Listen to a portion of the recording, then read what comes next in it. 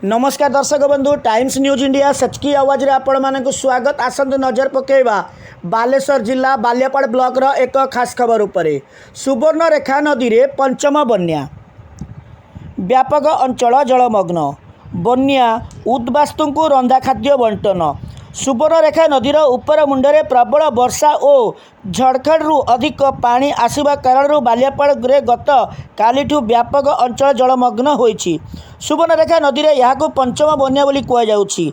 एबे नदी रे जलस्तर जलेश्वर ब्लॉक राजघाट ठारे 10.56 मी रही। एठारे सतर्क सूचना 9.45 मी होइथिबा बेले विपद सूचना 10.36 मीटर। गतकाली जलस्तर जो हार में बढ़ुला आज सेमिति रही।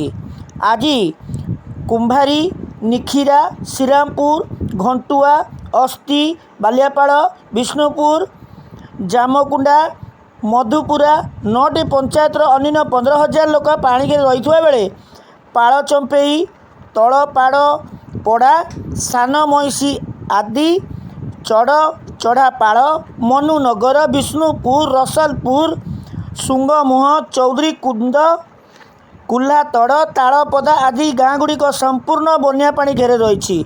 बालेश्वर जिला बालियापाड़ ज्योतिरंजन पट्टायतଙ୍କ रिपोर्ट, टाइम्स न्यूज इंडिया सचकी आवाज। नमस्कार।